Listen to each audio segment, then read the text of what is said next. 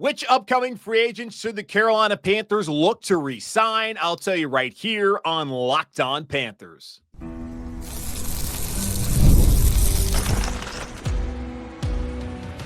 You are Locked On Panthers, your daily Carolina Panthers podcast. Part of the Locked On Podcast Network, your team every day. Welcome into another edition of the Locked On Panthers podcast, the part of the Locked On Podcast Network.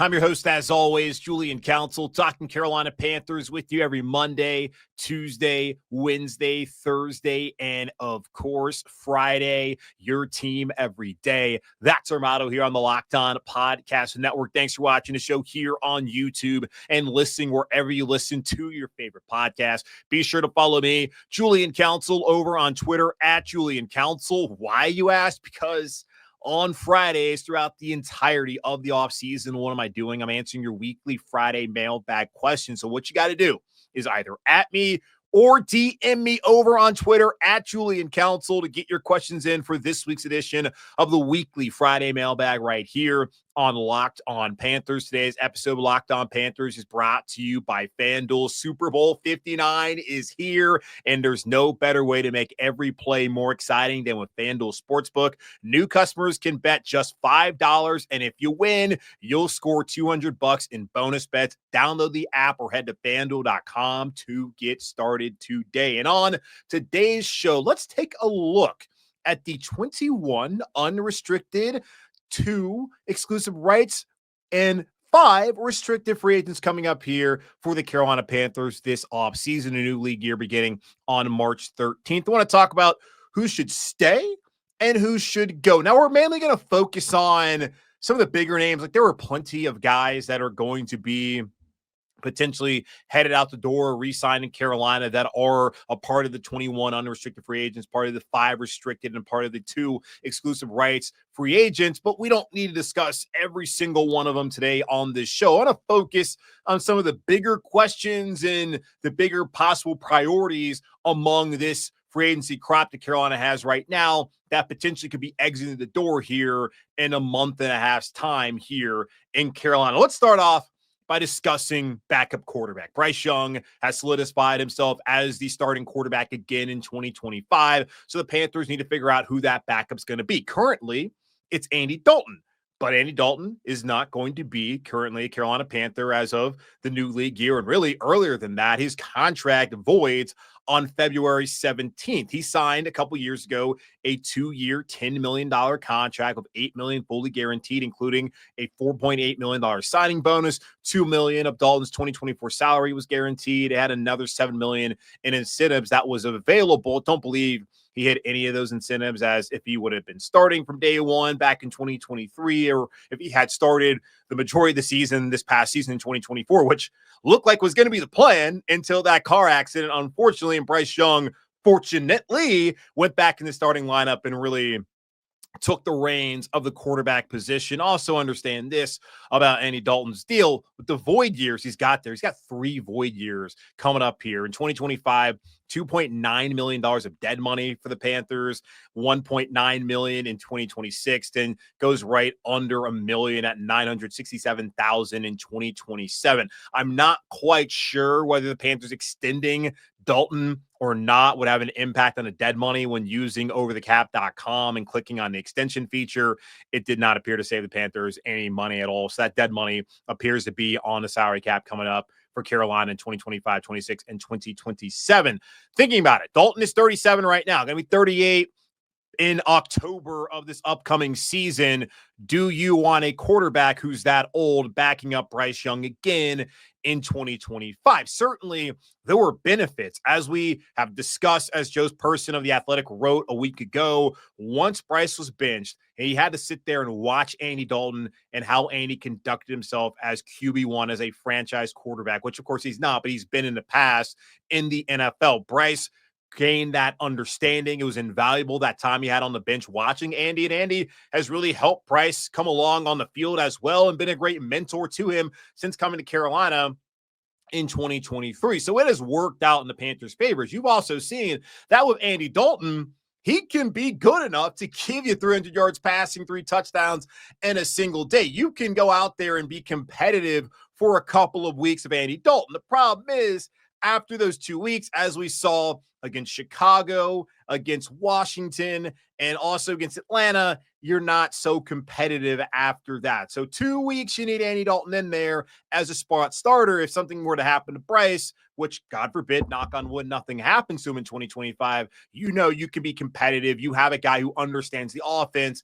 It all makes sense. I have wondered, would it make more sense for Carolina to go out there and find someone who's a little bit younger than Andy Dalton, like Zach Wilson, Trey Lance, Jacoby Brissett, Marcus Mariota, Drew Lock, who would actually have a relationship with this coaching staff with his time spent in Seattle, Jameis Winston, Mason Rudolph, the Rock Hill local. Since they're doing that lately in Carolina, you brought Clowney back. Why not bring back Mason Rudolph as well to the Carolinas? Those could be younger options. I don't know necessarily if they're better options, but how much are you going to spend on Andy Dalton? I don't imagine he's getting another 2-year, $10 million contract, probably more so a 1-year, $4 million deal that you give Andy with, of course, incentives in case he has to go out there and play for Bryce Young if Bryce gets injured, or, I mean, even worse, I would suppose, reverts back to the Bryce Young we saw in week 1 and week 2 in 2024. So should he stay or should he go? I felt like earlier on it made more sense for him to go, to be younger. But when talking to Mike Kay a couple of weeks ago, I'm more so on a train of, yeah, run it back of Andy. Makes sense, understands the scheme. He understands everybody in the locker room, good leader, good mentor to Bryce. Why not keep him and his family around? And considering that they did spend a large portion of time in Ohio, well, what do Ohioans typically do? They move down south and live in North Carolina. So they're going to stick around anyways, I'd imagine. So why not at least have them play for the Panthers one more year if they're likely going to stay around in town, which I don't know. Maybe they do, maybe they don't. But people tend to love Charlotte and they stick around, which it is a wonderful city, my hometown. The second one I want to discuss here as far as looking at who should stay, who should go. How are the Panthers going to handle their center position this offseason, and who will be that center starting in 2025? And will there be a competition? 3 guys that we're looking at are, of course, Austin Corbett, who is supposed to be the starting center all year here in Carolina, Brady Christensen, and Cade Mays. Looking at Austin Corbett, he signed a 3-year, $26.25 million contract a couple of years ago, which turned out to be an excellent deal in 2022 as he played and started in every single game that season and had played in every single snap until tearing his ACL there right before halftime in that Week 18 game on the road against New Orleans, which would cost him the first 6 weeks of the 2023 season. He played 4 more games, then retore his meniscus. Well, he tore meniscus this time in his right knee, the same knee where he tore his ACL, missed the rest of the season. Came back, was healthy this year, played 5 games, really 4.5, as he tore a bicep there before halftime on that road, in that road loss on the road, or in that loss on the road against Chicago. And since then, we're not quite sure what's going to happen with him. He said he has not been given any indication by the Panthers whether he'll be back again in 2025 or not.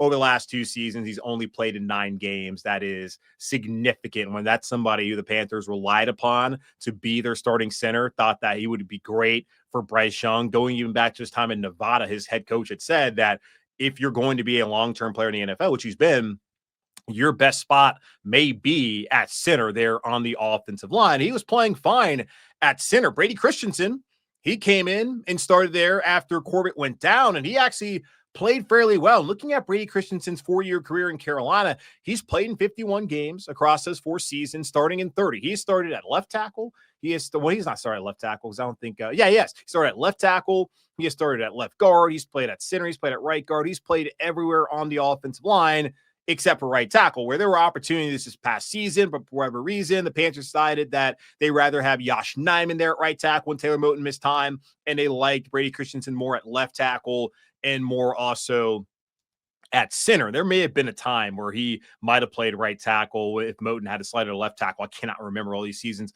blend together. Either way, Brady Christensen has been invaluable as somebody who can be that 6th offensive lineman who can come in and play all 5 spots on the O-line, which makes you think that he's going to be somebody that in free agency a team's going to look at and they're going to say, we want you to be our starting right guard or left guard. We want you to be our starting center. We want you to be our starting right tackle or left tackle. Somebody is likely going to throw money at Brady Christensen, which would make it hard for Carolina to retain him as their starter at one of those 5 positions on the offensive line. Likely not going to be left tackle, as Ike Ekwonu is going to get that fifth-year option exercise, looks like. And, of course, Robert Hunt's at right guard. Left guard is going to be Damian Lewis. So it'd be center and right tackle, as Taylor Moton should be there again next year, but $31 million cap hit. Got to figure out what they're going to do with that, as he's certainly not going to play on a $31 million cap hit coming up here in 2025. And then looking at Cade Mays, he started 8 games at center this past season. He was cut by the Panthers, was on the Giants practice squad. Carolina signed him off the Giants practice squad. He came in, he started as he had started center. They moved Brady to left tackle. And then once Ike Ekwonu was back in, the Panthers really liked Cade there at center. He and Bryce had a good rapport, and he ended up being the 17th highest graded center in the NFL this season, according to Pro Football Focus. Christensen was 24th. Corbett was 28th. So Cade Mays, who was cut by the Panthers, was on a practice squad and then was later re-signed only because of the injury, not to Corbett, but the injury to Corbett and Ike Ekwonu. He turned out to be the Panthers' best center this past season. And also looking at centers across the NFL over at PFF, he had the 4th best pass blocking grade among centers this past year. And he's also likely going to be the cheapest option for the Carolina Panthers. The team can offer him a $3.185 million tender that he can sign this upcoming season. That will be lovely for them. Not spending a lot of money on a starter who was your best center last year, according to PFF, who is healthy, is still young, can grow up Bryce Young. That will make a lot of sense. So certainly that should happen. Cade Mays should stay. I'm guessing Brady Christensen's going to go based off of the money he can likely make out there on the free agency market. And Austin Corbett, we talked about this with Mike K, the Charlotte Observer. Maybe he comes back as somebody with competition. He's not going to get paid a lot out there on the market after the 2 knee injuries and then the bicep tear the last couple of seasons. I wouldn't hate the idea of him coming back and competing with Cade Mays. At the very least, you're going to have somebody as a depth piece there at center and also at guard who can help out your team. So why not find a way to also bring him back on a team-friendly deal, have a competition between Corbett and between Mays, and then let Brady Christensen unfortunately go, unless they're going to decide to move him to right tackle and then let Taylor Moton go later on down the road. So as far as stay or go goes with that, Corbett come back, Christensen, been awesome. Really wish you the best of luck moving forward, but he's got to go. And then also staying here in Carolina will be Cade Mays. So Mays, Corbett stay, and then Brady Christensen, that is a go. What about in the secondary? Will Mike Jackson be a priority signing for the Panthers? And what will they do at safety? We'll talk about that here in just a moment on Locked on Panthers. As a small business owner, your work doesn't end when the clock hits 5. Your business is always on your mind, which means when it's time to hire, you need a partner that works just as hard as you do. That's where LinkedIn Jobs comes in. When you clock out, LinkedIn clocks in. LinkedIn makes it easy to post your job for free, share it with your network, and get qualified candidates all in one place. LinkedIn's new feature can help you write job descriptions and then quickly get your job in front of the right people with deep candidate insights. And here's a pro tip. Add the hashtag hiring frame to your profile picture to double your reach to qualify candidates. No wonder 72% of small businesses say LinkedIn helps them find high quality hires. Post your job for free at linkedin.com/lockedonnfl. That's linkedin.com/lockedonnfl to post your job for free. Terms and conditions apply. Should they stay or should they go? Taking a look at the 21 unrestricted free agents, 5 restricted, and 2 exclusive rights free agents for the Carolina Panthers coming up here as the new league year will begin on March 13th here in the NFL. The Panthers need to get that roster together and figure out which guys they want to keep and then figure out which guys I want to go after. And we talk about this, get plenty of questions on the Friday mailbag at me, at Julian Council. Get those questions in. DM me also at Julian Council. Get those questions in for Friday. A lot of discussion about what should the Panthers do there in the draft. Well, we got to figure out who's going to be on the roster, who was on the roster this past year. Which of these guys that we're talking about today are coming back? And then we see them leave. Who are they going to target in free agency? Then we can really focus in on who they may go after in the draft. And of course, first thing you'd always think about the Panthers in the draft is best player available. Can they set themselves up to do that? That depends on what they do here with these 28 players that we're talking about today. And then of course, the guys are going to go once free agency officially begins there in the middle of March. But looking at the secondary right now, talked about it a couple weeks ago when looking back at all 9 of Dan Morgan's trades, the Deontay Johnson trade saga. What was the best thing to come from it? Well, Mike Jackson was the best thing to come from it, because Panthers got a 7th-round pick from the Pittsburgh Steelers when they sent Dante Jackson over there, and Deontay Johnson came to Carolina. They used that 7th-round pick on Mike Barrett out of Michigan, and he was not going to make the roster. So Carolina looked at the situation, not going to make the roster. We need another corner, considering that Dane Jackson suffered a significant hamstring tear or hamstring injury, and he was going to miss some time. They went out there, sent Michael Barrett, player-for-player trade to Seattle for Mike Jackson. And what did Mike Jackson come in and do? He played and started in all 17 games this past year, was the 42nd ranked corner by PFF, the highest rated by all the Panthers, which is crazy because J.C. Horn's a Pro Bowler, Mike Jackson's not. So that's interesting. But either way, PFF thought he played really well for Carolina, and he was available, certainly. And the Panthers this past season only paid him $1 million. So pretty good to pay your starting cornerback opposite of J.C. Horn $1 million to be rated 42nd among his position, and played and started in every single game this past year. Only one of like 3 players, I believe, this past season on the defense be able to do that for Carolina. I think he should be absolutely a priority for Carolina to bring back. I would imagine the kind of deal that you give Mike Jackson is something like a 2-year deal worth, I don't know, $18 million.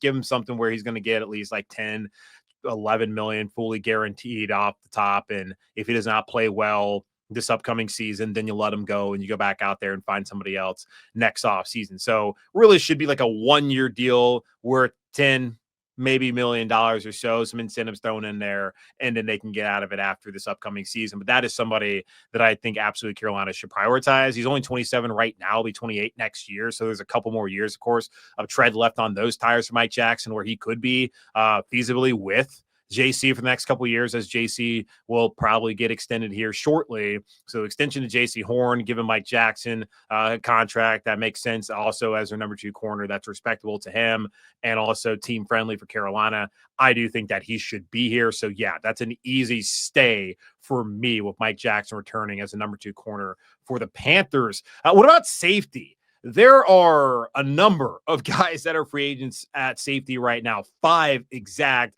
Xavier Woods, Jordan Fuller, Nick Scott, Sam Franklin Jr., and Lonnie Johnson as well. And we knew this going into the season, that the Panthers were going to be in, I guess, somewhat of a precarious situation when it comes to the safety position, considering that they knew that all of these guys were going to be free agents, and really the main ones, Xavier Woods, Jordan Fuller, Nick Scott, who defensive coordinator Ejiro Rivero named as his 3 starters there at the position, that those were the 3 guys he's going to really lean on in 2024. That was at least the plan. As we saw, Damani Richardson ended up being the highest graded safety for Carolina. He ended up playing a lot of games. He ended up starting ahead of Jordan Fuller for a couple of weeks there. Xavier Woods was able to play in all those games this past season. Nick Scott, he missed a number of games. Sam Franklin, who didn't really factor into that top 3, but he's more of a special teams guy, he missed some time. Lonnie Johnson missed some time as well. So they knew that they're going to be in a spot where they're going to have to come out there and figure out, of those main 3, who they want to bring back, and if they want to go out there and bring somebody else in free agency or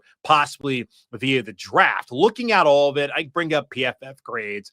Damani Richardson was 66th highest graded safety in the NFL as a undrafted free agent rookie out of Texas A&M.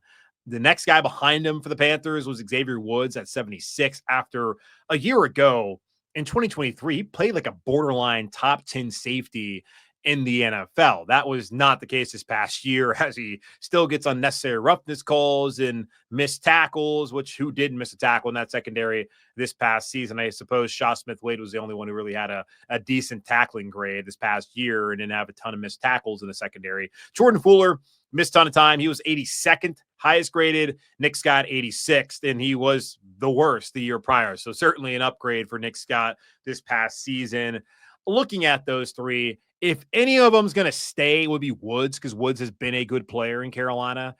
Fuller did not do nearly enough in year 1 and being a healthy scratch to the final 3 weeks for the rookie. Richardson to be in there, like, he's a go for sure. Nick Scott, that's a guy that if you bring him back, he's not going to be someone that you actually play at safety. He's going to be someone that you bring back as a special teamer. So that's a maybe. And then Sam Franklin Jr., Lonnie Johnson, like Sam Franklin's one of the best rule signings that the Panthers ever had. Is he still even here? I wouldn't mind him coming back as a special teams player. He's been a special teams captain for Carolina. I mean, Lonnie Johnson, same kind of deal. He would be a special teams guy. So Scott Franklin Johnson, letting them know that their roles are going to be on special teams. I'm cool with those being a stay. Now, it's not going to be all three of them. Certainly, I don't think all three would be staying in Carolina, but Woods is possible stay. Fuller certainly a go. And honestly, if all five of these guys we're talking about ended up going, would not be all that concerned for Carolina. You can go find some other guys, special teams wise. That would be the only area where you're really concerned as far as them actually playing a number of snaps, playing the majority of snaps there at the safety position. I'm fine with moving on with all five. But when it comes to special teams, there's three of them in Scott, Franklin, and Jansen. That would make a lot of sense for Carolina there in special teams next year here in 2025. So that's where I stand as far as the safety spot and with Mike Jackson staying or going in Carolina here as free agency approaches. What about two longtime Panthers? Really, one of them's been a longtime Panther, Shaq Thompson, a decade. Tommy Trimble coming up here as a free agent. And then special teams. All three of those guys, once again, are free agents. And do they stay? Do they go? We'll talk about that here in just a moment on Locked On Panthers. Super Bowl 59 is here. One game, two teams, endless possibilities, and there's no better way to make every play more exciting than with FanDuel Sportsbook. Whether it's predicting the first touchdown, calling the MVP, or even betting on the coin toss, FanDuel makes it easy to get in on the action with live betting all game long. You can adjust your bets as the game unfolds and feel the thrill from kickoff to the final whistle. The live betting feature lets you stay involved no matter what happens on the field, and the app is super easy to navigate. Plus, knowing that you can place a $5 bet and potentially win $200 in bonus bets for the Super Bowl, that's the icing on the cake. Download the app or head to FanDuel.com to get started. Bet just $5, and if you win, you'll score $200 in bonus bets. That's FanDuel.com. Bet with FanDuel, official partner of Super Bowl 59. Taking a look at who should stay and who should go among the 21 unrestricted free agents for the Carolina Panthers, the 5 restricted and the 2 exclusive rights free agents, really focusing on the bigger names. There are still plenty of other guys that are going to be free agents upcoming. And over the next couple of weeks, really coming up in the month of February, I'm going to be looking at every single position group here in Carolina. That's quarterback, running back, wide receiver, all of them on offense, all on defense, special teams, and talking about how they did this past year, looking at kind of the biggest story with them going into this offseason, and to talking about what the Panthers should do once free agency arrives. Really, what they should do right now is they look at this roster. So doing that today as far as who should stay and who should go, but also we do that over the next month or so here on the show, looking back at all of the positions on the team and previewing the offseason that the Panthers, of course, are in and have been for the last couple of weeks, but really offseason ahead as some big decisions have to be made as far as the roster goes. And one of those will be whether Shaq Thompson should come back in Carolina for an 11th season as a Panther. And you look at Shaq the last couple of years, it's been rough for him injury-wise. He has missed 28 games past 2 seasons. He only missed 13 in his first 8 years of his career. So it's not like he's always been an injury-plagued player. He's just somebody who the last 2 years, he said, has had fluky injuries. He had the broken leg and like ankle right there on week 2 back on Monday Night Football in 2023 this past year. Had a torn Achilles on the field turf that he's complained about constantly. That happened on that field with a non-contact injury, which you knew it right then and there. That was probably the last you're going to see of Shaq this season and maybe ever in Carolina. But he did say, even though he'll be 31 next year, that he believes he has 3 or 4 more years left in him. And I do wonder, when you have this kind of injuries, does that preserve your career? But like Achilles, that's tough to come back from. That broken leg, ankle that he had, that's awesome. And that was a gruesome injury for Shaq. 2 tough injuries for him to rehabilitate from and try to come back. And we did see Dante Jackson tear his Achilles, come back the next year and play in 16 out of 17 games and really be an asset for Carolina. I know he did not play that well in Pittsburgh this past season, but still, it's possible that Shaq can come back and be his old self. But when you look at it, You already got Josie Jewell coming back again. It's going to be a Jarovero's defense. Josie has played well in that scheme before. He didn't play that well for probably half the season and came back and played better before being out for the rest of the season in the last couple of weeks. Trevin Wallace, he certainly impressed as a rookie at that linebacker spot, taking over for Shaq, wearing the green dot at points in times with the helmet communication and going out there and signaling the plays for Carolina defensively. So you got those two. You're going to need depth, but I don't think Shaq Thompson's probably that interested in coming back and being a depth piece. He would want to come in and start. And I don't know if you're putting Trevin Wallace behind him or if you're putting Josie Jewell behind him as well. Maybe it would be Shaq and Trevin, but it's hard to know. I would not imagine he'd be back. And I think a key factor in all of it is the fact that he's complaining about the field and the fact that he's coming off of a non-contact injury right there on that field turf. He also had another injury a couple of years ago in Dallas that was on an artificial surface. So it's unavoidable in the NFL. They practice on grass, which is great. It's kind of crazy. You can practice on grass, but when you go and play on Sundays, you can't do that. I understand Tepper wanting to have a bunch of concerts and events. We did not have music in Charlotte until David Tepper, according to David Tepper. Those are his words, not mine. Literally said that. But I can understand that, not want to have the wear and tear, but still players have come out constantly and said that it's better for their bodies to be on grass. NFLPA has that officially as their statement. Shaq Thompson has stated it multiple times. I'm guessing he's going to be a go because of that, but mainly because of the 28 missed games, Trevin Wallace and Josie Jewell coming back. And he's going to be 31 this upcoming season. It's been 10 years. We've had great moments with Shaq, but it's time to move on, unfortunately, for Shaq Thompson and the Carolina Panthers. Tommy Trimble has not been here as long as Shaq Thompson, but still, when you look at all the guys that have come and gone the last couple of years, especially in his draft class there in 2021, Tommy Trimble is kind of one of the longest tenured Carolina Panthers. So should he stay or should he go? Looking at this past year, did miss some time due to injury, but he tied a career high in receptions that he set last year with 23 receptions again this year. He had a career high in receiving yards, 234 yards, plus 2 touchdowns. And looking at PFF, he was the 57th highest graded tight end in the NFL. So that's kind of the run-of-the-mill stuff, not the highest, but he's never, I would imagine, going to be considered a top 25, top 35 tight end in the NFL. If he's going to sit there in the middle of things, that's fine, as long as Carolina pays him the right kind of money. I think likely where this goes is you would like to sign him. Maybe Tommy wants to test the market, let him test the market, see how that works out. And if it's not the kind of number he likes, he probably stays put in Carolina, or he wants a new challenge, wants to go to a team where he feels like they'll certainly be more competitive next year. Not to say Carolina can't be competitive, can't be a playoff team. I wouldn't count on it as of right now here on Monday, January 27th. That's a possibility that he goes out there and decides to do that. So we will see, but I'm thinking right now it's a stay, but also wouldn't be upset if he goes.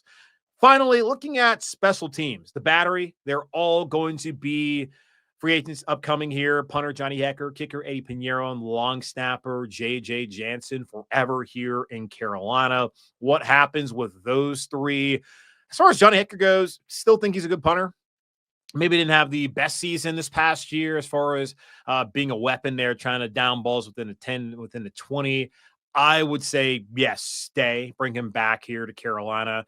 J.J. Jansen, as long as he wants to be here and as long as he's performing like he has the last couple of years. Remember, Matt Rule and Scott Fitterer used a 6th-round pick back in 2021 to go get Thomas Sanders, correct, out of Alabama, the long snapper of the year on the national title team. So I suppose it's like, if you're going to get a long snapper in the draft, go get one from the best team. But of course, he didn't make the team as he was beat out by J.J. Jansen, had plenty of terrible snaps and just couldn't handle the moment down there in the heat of Spartanburg on Wofford College's campus. So he did not make the team. Came back the next year, still couldn't beat him out. And I don't even know where he's at. I don't know if he's in the NFL or not. He could not believe on draft day that he was being drafted. I mean, why would he? Who the hell drafts a long snapper? And folks are upset because Trey Smith was drafted. He's now going back to the Super Bowl with Kansas City, and Carolina didn't get him. Well, the real issue was they went out and got Deontay Brown in the 6th round when Trey Smith was available. That was the issue. But also a big issue was, why are you drafting a long snapper at all? But JJ, he looked good again this year. Didn't have bad snap. He's set all the records from those games played. I'm down if he's down. So, yeah, that's a stay for me. The one that will be difficult will be at kicker, and that's Eddie Pinero. Speaking to Mike Kay a couple weeks ago, he really enlightened me on the Panthers' approach, where they're likely not going to want to spend a ton of money on a place kicker, as those guys can be very fickle. They're head cases, just to be honest with you. As we have seen, Eddie has had success. He's kicked plenty of game-winning field goals in the last couple seasons. In Houston, the game against Houston, the game against Atlanta, he did it this past year. There in Munich, he was able to get that win. He's had some nice walk-off wins. He's also had some bad days, like in Atlanta, where he's turned things around since then a couple of years ago. Doesn't have the biggest leg.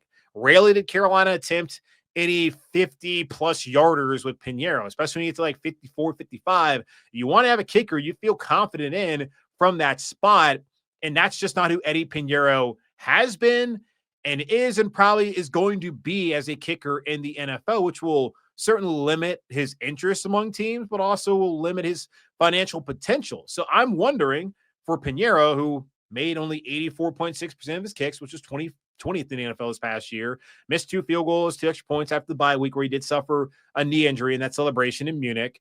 I'm wondering if he's going to get the kind of money that he wants, because apparently he's going to be wanted. He wants to be paid like a top kicker, as he has come out and stated before the season started last year, where he wouldn't even discuss why would you go for OTAs, which is a strange thing. Remember that kickers missing OTAs, that does not happen. He was not out there. He was helping his brother allegedly down there in Florida, but his absence was notable. And it allowed a guy like the thicker kicker, Harrison Mevis, an opportunity. And, well, Mevis didn't take a hold of that opportunity, even though he has a bigger leg, and he's hit some big kicks there in college at Mizzou. But that is something to remember, that he did not come around during that period of time. And I can't imagine Carolina like that, as they were changing the special teams rule. The NFL was the kickoffs, and you would like to work on that during that period of time. Of course, they're going to have other opportunities, which they did. I don't imagine that played well with them. The fact that he probably wants a bunch of money. He's come out and constantly was saying how he was such and such one of the most accurate kickers, and he was the most accurate kicker in the history of the NFL, even though he's not going to be a Hall of Famer likely. Justin Tucker's going to be a Hall of Famer. We've seen what Justin Tucker's done. I think Justin Tucker technically is now the most accurate kicker. He had 400 more attempts than Pinero, so it was just foolish for Pinero, even if it was factually correct. Let's all be adults here, to come out there and act like he were the best kicker in the history of the NFL. That's certainly not the case, and will never be the case when it comes to Eddie Pinero, likely. Especially if you can't kick a 60-plus yarder like Tucker did that one time, you're not the best kicker in the history of the league. And when you're not nailing 50-yarders with just precision like Tucker, you're not that guy. So it's going to be a go. It's unfortunate, because I don't think Carolina should necessarily risk getting a rookie who then stinks it up, and kickers can cost you games. We have seen Joey Sly, Gonzalez getting injured. We have seen kickers, Pinero himself, cost Panthers games in the past, and it's going to happen. Tucker's done it as well. I don't know if you want to put yourself in that position. And yeah, it would have been nice if Harrison Butker could have stuck around, but let's not be revisionist here and understand that was a team that was expecting to go to the playoffs. And Graham Gano, pretty damn good kicker himself, he just ended up beating him out, and also ended up being good once he left Carolina. So yeah, it's going to be a go for Eddie Pinero. So Johnny, you can stay. JJ, if you're down, I'm down. Stay forever. And Eddie Pinero, unfortunately, bye-bye. That's going to wrap up this edition of the Locked On Panthers podcast by our Locked On Podcast Network, hosted by yours truly, Julian Council. Again, y'all subscribe or follow the show for free here on YouTube and wherever you listen to your favorite podcasts. And be sure to follow me, Julian Council, over on Twitter at Julian Council, because on Fridays, I answer your weekly Friday mailbag questions throughout the entirety of the offseason. All you got to do is either at me or DM me to get those questions into me right now. In the meantime, be safe, be happy, be whole as always. Keep pounding. And on tomorrow's show, we begin our off-season previews here, looking back at how the quarterback position did in 2024, looking at the biggest question about the quarterback position heading into free agency, and then discussing what the Panthers should do to address quarterback during free agency here in 2025. All that coming up tomorrow on Locked On Panthers.